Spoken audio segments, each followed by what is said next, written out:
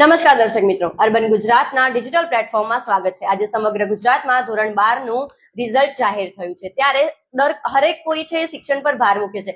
શિક્ષણ એક વ્યક્તિના જીવનનું ઘડતર નથી કરતું, પરંતુ આખા સમાજનું ઘડતર કરે છે। ત્યારે આપણે આણંદ જિલ્લા શિક્ષણ અધિકારી પાસેથી જાણીશું કે આણંદ જિલ્લાનું પરિણામ કેટલું આવ્યું છે, સામાન્ય પ્રવાહનું પરિણામ કેટલું છે અને સાયન્સનું પરિણામ કેટલું છે।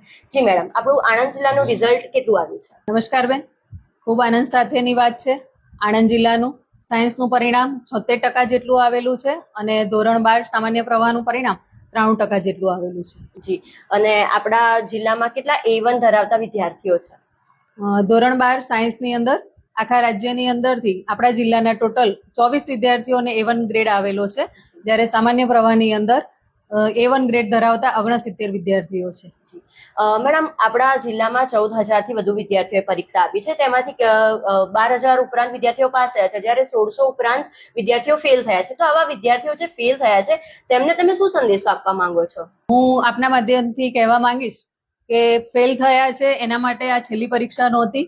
હજી જુલાઈ મહિનાની અંદર સાયન્સની અંદર અને સામાન્ય પ્રવાહમાં પણ તમે ફરીથી 2 વિષયની પરીક્ષા આપી શકો છો અને તે પછી પણ વધુ મહેનત કરી આવતા વર્ષે પણ પરીક્ષામાં અપિયર થઈ શકો છો। સાથે સાથે જે વિદ્યાર્થીઓને કદાચ થોડા ઓછા માર્ક્સ આવ્યા હશે, તો ધોરણ 12 પછી ઘણા બધા એવા કોર્સ છે જેની અંદર વિદ્યાર્થીઓ પોતે જઈ શકે છે અને પોતાની કારકિર્દીનું ઘડતર કરી શકે છે। એટલે જે વિદ્યાર્થીઓને ઓછા માર્ક્સ આવ્યા છે અથવા તો નપાસ થયા છે, એને નાસીપાસ થવાની જરૂર નથી, પરંતુ ફરીવાર મહેનત કરી અને ખેલદિલી સાથે ફરી પરીક્ષા આપી પાસ થઈ અને જે પાસ થયા છે વિદ્યાર્થીઓ સાથે તેઓ સ્ટ્રીમલાઇન કરી શકે છે। જી મેડમ, સાયન્સનું જે પરિણામ છે તો ગત વર્ષ જેટલું જ રહ્યું છે, સામાન્ય માઇનર ફેરફાર સાથે થોડું ઊંચું આવ્યું છે। ત્યારે સામાન્ય પ્રવાહનું જે પરિણામ છે એ 4% જેટલો વધારો નોંધાયો છે, તો આના પાછળનું કારણ શું હોઈ શકે મેડમ? ખાસ કરીને સાયન્સની અંદર વિદ્યાર્થીઓ મહેનત તો કરતા જ હોય છે, પરંતુ ઘણી વખત ઘણા બધા કારણો હોઈ શકે, એના કારણે જિલ્લાનું પરિણામ ગત વર્ષ જેટલું જ આ વર્ષે આવ્યું છે। જ્યારે સામાન્ય પ્રવાહની અંદર પરિણામમાં વધારો થયો છે, તો એ માટે હું ખાસ કરીને મારા શાળાના શિક્ષકો, આચાર્યશ્રીઓને આના માટે ખાસ શુભેચ્છા આપીશ। તે લોકો દ્વારા નબળા વિદ્યાર્થીઓ માટે ઝીરો તાસ લેવામાં આવ્યા છે, ખૂબ બધા પેપર લખાવવાની પ્રેક્ટિસ કરાવવામાં આવી છે। સાથે સાથે નબળા વિદ્યાર્થીઓ માટે પણ એક્સ્ટ્રા વર્ગો ચલાવી અને જે વિષયમાં તેઓ કાચા છે એ માટે એમને પૂરતું માર્ગદર્શન આપવામાં આવ્યું છે। અને છેલ્લે તો મારા ધ્યાનમાં છે ત્યાં સુધી દરેક શાળાની અંદર તેઓ બોર્ડની પરીક્ષા પહેલા બોર્ડની મોક ટેસ્ટ લીધેલી છે અને બાળકો પાસે પેપર પણ લખાવેલા છે।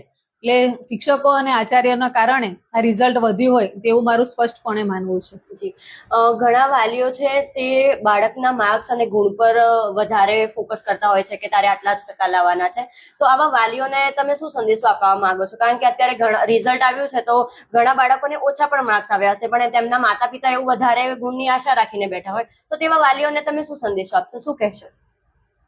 વાલીઓને મારી ખાસ નમ્ર વિનંતી છે કે કોઈ બાળક સાધારણ નથી હોતું, દરેકમાં કંઈક ને કંઈક સ્કિલ પડેલી હોય છે। કદાચ પરીક્ષામાં કોઈ પણ કારણસર એને ઓછા માર્ક્સ આવ્યા છે, તો મેં આગળ પણ કીધું કે આ જીવનની છેલ્લી પરીક્ષા નથી, પણ બાળક બીજા જુદા જુદા વિષયોની અંદર એને જેમાં ઇન્ટરેસ્ટ છે, એને જેમાં રસ છે, તેની અંદર તે આગળ વધી શકે છે। તો એ માટેનું માતા પિતાએ અત્યારે તેને સહારો આપવાની જરૂર છે, સાચું ગાઈડન્સ આપવાની જરૂર છે અને આગળ એને કયા વિષયમાં ઇન્ટરેસ્ટ છે એ પ્રમાણે એને કોર્સિસમાં જો પ્રવેશ અપાવડાવે અને આગળ ભણાવે તો તે પણ એક ઉજ્જવળ કારકિર્દીનું નિર્માણ કરી શકે છે। જી મેમ, ધન્યવાદ અમારી સાથે જોડાવા બદલ।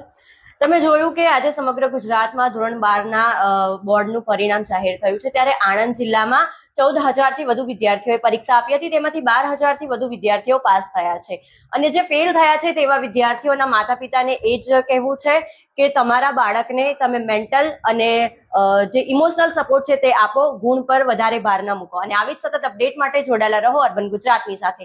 કેમેરામેન કેતન પ્રજાપતિ સાથે હું છું ચાર્મી મહેતા, અર્બન ગુજરાત, આણંદ।